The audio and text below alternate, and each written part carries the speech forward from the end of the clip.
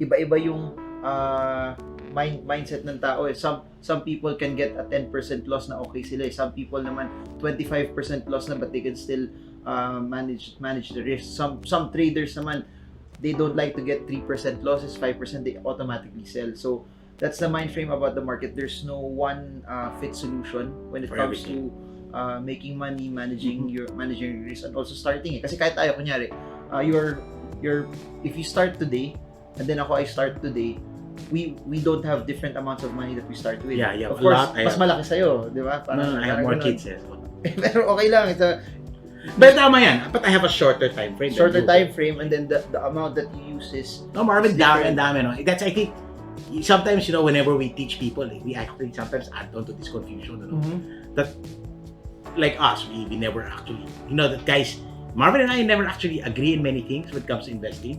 But one thing what we agree is about the foundations. Whole idea. I agree that if I have a little bit of money, I'll start with it. And you guys agree with that? Maybe the execution may be a little bit different. But here's my whole idea, Marv said. I'd rather you invest the money today than rather spend it. And I think that's paramount to a lot of people. Oo naman, yeah. Ako, my mentality is this when I started out, I would always focus on, when I put my money, I wanted to grow first. Kesa gastusin ko kagad into something that will not grow later on. Yeah. So even if you lose, guys, if you even lose your money, it's okay. The chances are it's gonna recover. When you spend it, there's no recovery. So, example lang. Kunyari, I don't have any savings. I would rather invest it first than buy a 60,000 full play ticket. Parang ganun. But it's not bad buying a full play ticket as long as what you're using is an extra. However, if the money that you have is you're in debt, you don't have any savings yet, or you don't have any startup investments, it would be better. Emergency funds. Wala kang emergency funds. It would be better to start up and invest first and use that money to build your assets first. Right. So guys, so talking about common mistakes that a lot of people encounter. Marvin and I have been doing a lot of these talks, so we encounter a lot of people.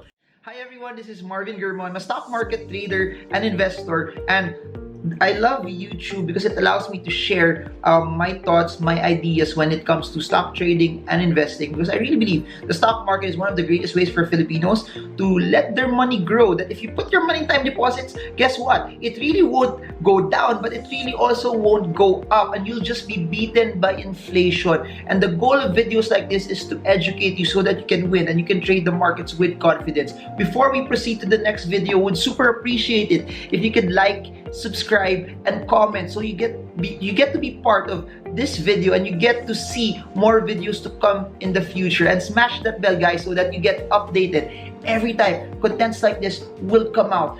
So that's it, guys. So I hope you enjoy the rest of the video.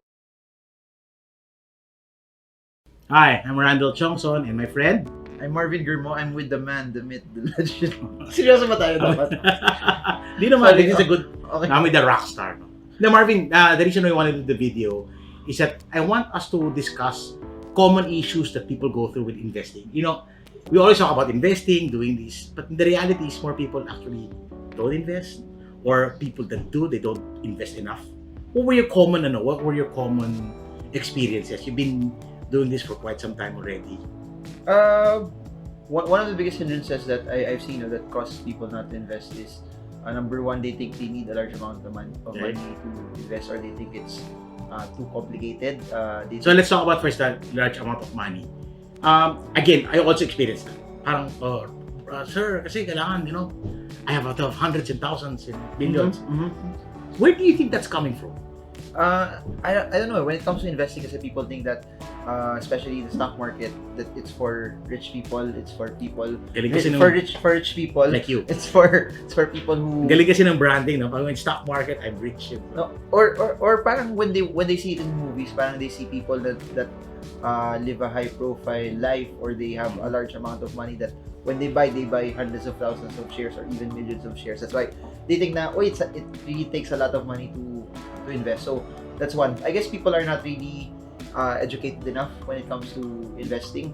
But that's the myth, no? That whole, I need to have a large amount of money. Of course, there's some, dapat may pera na rin din talaga to begin with.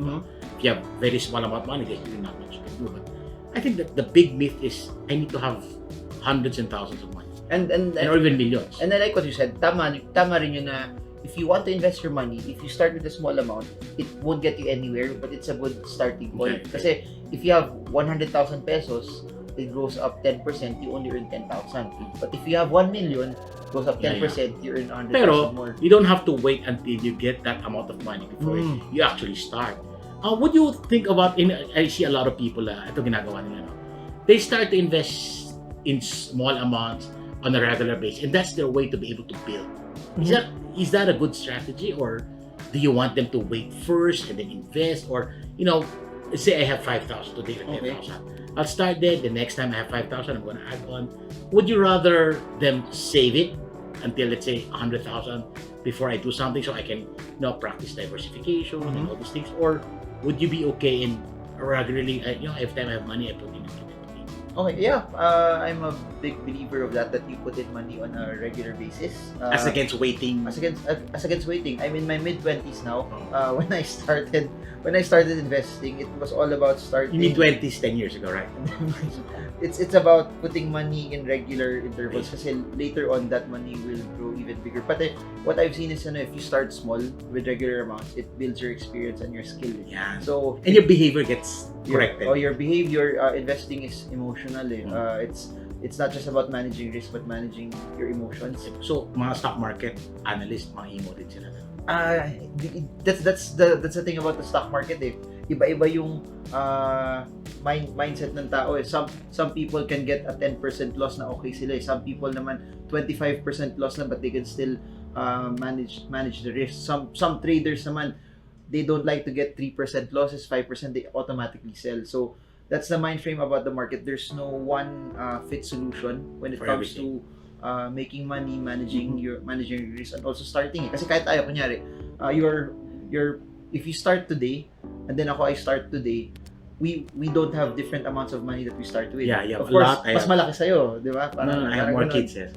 Pero okay lang, But tama yan. But I have a shorter time frame. And then the amount that you use is... No, Marvin, dami. No? That's, I think, sometimes, whenever we teach people, we actually sometimes add on to this confusion, that, like us, we never actually, that guys, Marvin and I never actually agree in many things when it comes to investing. But one thing what we agree is about the foundations. Whole idea. I agree that if I have a little bit of money, I'll start with it. And you guys agree with that. Maybe the execution may be a little bit different.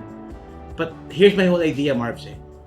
I'd rather you invest the money today than rather spend it. And I think that's paramount to a lot of people. Oo naman, yeah. Ako, my mentality is this when I started out, I would always focus on, when I put my money, I wanted to grow first. Kesa gastusin ko kagad into something that will not grow later on. Yeah. So even if you lose, guys, if you even lose your money, it's okay. The chances are it's gonna recover. When you spend it, there's no recovery. So, example lang. Kunyari, I don't have any savings. I would rather invest it first than buy a 60,000 Coldplay ticket. Parang ganun. But it's not bad buying a Coldplay ticket as long as what you're using is an extra. However, if the money that you have is you're in debt, you don't have any savings yet, or you don't have any startup investment, it would be better. Emergency funds. Wala kang emergency funds. It would be better to start up and invest first and use that money to build your assets first. Right. So guys, so talking about common mistakes that a lot of people encounter. Marvin and I have been doing a lot of this talk, so we encounter a lot of people. I think what we need to say that when we do the seminars, we don't just do the seminars. We have lunch with them, we have dinner with them, with a lot of people. We spend time, and marami dito, the problems that we encounter are in a way universal.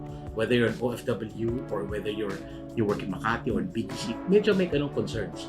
And the whole idea when it comes to the whole investing, people go through maraming hurdles or maraming speed bumps. But wag na lang. It's very, very hard to encourage people to invest and stay the ground. And stay dire-diretso and do it. And that's where the behavior modification really comes. And it's really not it's not I guess it's not the culture. We're not an investment that adds on. laden culture that sayang as our economy is growing, not a lot of Filipinos know about what's going on. Not a lot of You also have to understand that a lot of these people who are investing, their parents never actually invested. They were not, kasi you see families that are very entrepreneurial and all these things. They grew up seeing that, my parents actually invest, we do this, we build something. But a lot of people, that today, we're not raised that way. So, yun ang isa sa nagiging problem. The next generation of Filipinos Yeah. will I invest like it when learn you more. always say, Pito, I like it that you always remind people that, that everybody, investing for everyone talaga. Oh, investing for everyone, yeah. Kasi Yeah, no Filipino left behind. no Filipino left behind. Like for example, you go to Korea, go to Taiwan, yung stock market nila doon, it's dominated by locals so they don't get influenced by foreign investors. When in our trips, let's say Marvin and I, we travel together. Sometimes we're not in Singapore. You see that, they actually advertise in their train systems about investment products or financial products. But it's there, nakikita mo talaga. So you know that it is part of their culture. But interesting, even when you go to Walmart, yung Walmart, pasok ka sa grocery, may stock price doon. This is today's stock price, tomorrow's stock price will be up to you. So it's I guess investing is talked about more in other countries. It's time for more Filipinos to be So part pwede of we that. can do that. I actually want to tell a lot of people. I was in Singapore, I was taking an Uber. So my driver had a phone, di ba yung map and everything. Tapos beside the phone, meron siya isa pang phone. I saw it, that it has the Stock. chart price Okay, and everything. So I was looking at the market. So my Uber driver is also, doing this. Yeah. So that's something that you also want to see. And it's nice to see that pag tingnan mo Singapore, majority of the population is middle class and that's what we want to see also. When we have more Filipinos investing or create businesses, they open up on other opportunities for people that parang are in the lower sectors of society. So when you invest, it's not just actually for you, but you also create opportunities to make what good economy we have already to make it even better. That's what I say a lot of people. Sometimes they, sobrang yaman lang. Actually, the really, really rich people, they don't need to invest. They have enough. It's us who need to invest. So you don't need to invest anymore? You don't need to. I have a lot of kids. No, the middle market, the lower middle market, upper, sila yung kailangan mo invest. Because they're the ones who need to pay. And that's where also financial planning comes in, that you create your goals, and when you create your goals, you have your number that you want na, ito na pala yung kailangan ko to be able either to retire or to be able to live a comfortable life later on. Second, aside from I need to have big money, is that it's too complicated. The next problem is we're just gonna talk to, because we don't want to discuss the whole icon here. But again, we experience that. Lalo na pag umatid ng stock market, dugo na ilong. So no, but really, it's too complicated for me. I don't. That's how do you answer that? Aside from attending stock market. No, it's all about exposure. It's all about spending the time really learning about it. Sabi ng isang smart guy called Randell Tiongson, he said there's no shortcuts to wealth. So you really have to spend the time to study. You really have it. Parang sa school, we've been taught from nursery. Pero hindi siya rocket science. Hindi siya rocket science. We've been taught all our life from nursery to college to build a career, pero we were never taught how we build our finances. And if it takes you 16 years to study or 20 years to study, what's a month? What's 6 months reading, learning, and or even just taking picking care up of a book your really helps. picking up a book. Yeah, there's so Stock much out markets. there. No, kahit if you're gonna buy a book, buy his first than mine. Sabi ko nga, I tell a lot of people, if you were able to go through chemistry, biology, physics, you can easily, at least those things are, with all due respect to students, it's way harder than understanding how investments work. And it's there's so much resources. But websites, YouTube, Events, books, blogs. events. So financial literacy is out there. And I'm happy that it's becoming to be more and more mainstream. People would say that you spend time in the market. I would say you spend time in the market and you time the market as well. So you're long term, but you come in and out when the odds are favorable for you. So that's my entire talk there. All right, then we're gonna bring back was very famous last year. Everybody loved Rex Mendoza's coming back. So Rex gonna do a little bit of strategies, tactics that work for them. One of the key things I remember from Rex from last year was he bought PLDT shares at the time when Ninoy was assassinated. So he bought it at 6 pesos, dropped to 3. Even though PLDT stock is down now, he's still up, gonna be up. over 1,000% up still.